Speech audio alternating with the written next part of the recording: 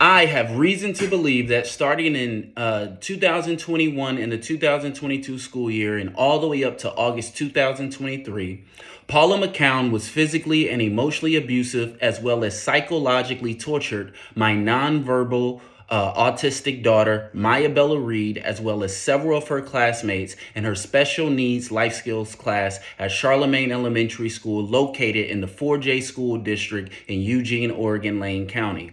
I also have reason to believe that several 4J district employees, with the full support of Superintendent Andy Day, deceitfully tried to cover up Paula's abuse and illegally told whistleblowers they were not allowed to speak up. During this time, I have reason to believe that Paula McCown also falsified Maya Bella's Individualized Educational Plan, or IEP. According to eyewitness account, Paula McCown would starve my daughter by not allowing her to eat when the other children had access to food. According to eyewitness account, frequently Paula McCown would seclude my daughter away from the other kids and ignore her cries of distress in front of the class. According to eyewitness account, Paula McCown would intentionally single Maya out and cuss at her in front of her classmates. According to eyewitness account, Paula McCown, who is well aware that my daughter, Maya, has sensory stimulation needs, would not allow her to go into the sensory room when she needed a sensory break as per her IEP. She did this so much so that the educational assistants, or EAs, had to post lookouts while they snuck Maya into the sensory room just so my daughter could survive the day. Multiple eyewitnesses have reported to me that Paula McCown got joy out of abusing my daughter. I have reason to believe that Paula McCown uses an IEP goal generator to come up with IEP goals for the kids and copy and pasted most of Maya Bella's IEP report.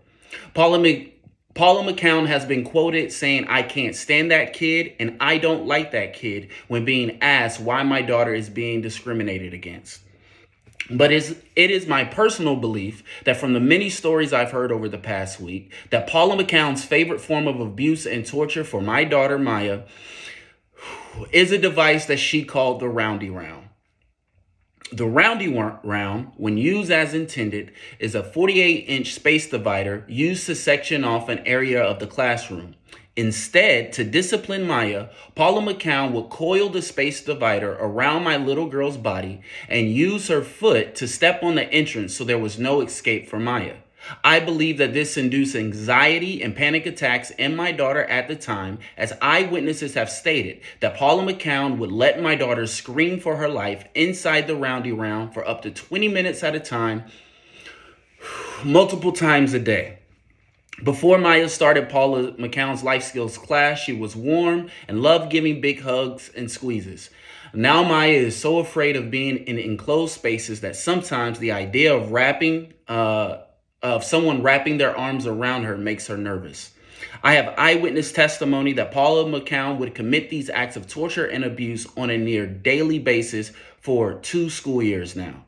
According to eyewitness account, my daughter, Maya Bella Reed, was discriminated against and received the worst emotional and psychological abuse out of any of the kids suffered abuse in the life skills class at Charlemagne Elementary School. One of the reasons my daughter was discriminated against is because she would stand up for herself and the other children when Paula McCown would abuse them. Other abusive acts that I've been told Paula McCown committed against Maya Bella and her classmates over the past 2 years are as followed, but not limited to: dragging children by their arms when they protested Miss Paula, dragging a boy across the floor by his leg, digging her fingernails into children when they refused to listen, using the weight of her body to physically restrain kids, intentionally stepping on the toes of one of the classmates. Again, I have been told all these things by eyewitnesses. Starting in January 2023, at least 5 whistleblowers filed several district complaints and Department of Human Services reports about the abusive tactics and hostile work environment of Paula McCown over the next few months. From those reports, the 4J School District conducted an in-house investigation in the springtime of 2023 and concluded that even with these eyewitness accounts, Paula had their full support to continue teaching the life skills class.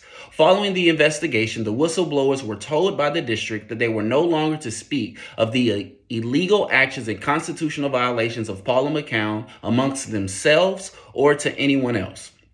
It is my belief that the acts I've been told by Paula McCown has committed against my child and other children in her class not only violates 4J's standards of seclusion and restraint, but is also illegal and violates my daughter's constitutional rights as a citizen of this country. It is my belief the 4J district has been informed of these acts and are in full support of Paula McCown as a special education teacher. It is my belief that the 4J school district intended to cover this up because some of the victims, like my daughter, literally cannot speak up for themselves. It is my belief that Superintendent Andy Day and the 4J district members involved with this internal investigation wanted to keep my daughter's story in the dark, and it's my plan to bring it to the light. I cannot let my daughter's story go untold. I cannot let them sweep the abuse of my daughter under the rug. I have been told these things by eyewitnesses that my daughter fought back. She did not take Paula McCown's abuse lying down. She stood up for herself. She stood up for her friends. And according to eyewitnesses, Paula McCown hated that. I believe that my nonverbal autistic daughter did everything to stand up to her abuser, and now her father is going to stand up to the people who tried to cover up her abuse. We cannot let school districts keep reports of abuse of our children away from the parents. We cannot let power operate behind closed doors. The people who I've named today have a responsibility to the parents and children of this community. I believe that if the 4J school district believes that the roundy round is an acceptable form of punishment for nonverbal autistic children, then the 4J school district should have to explain why they believe that to be acceptable.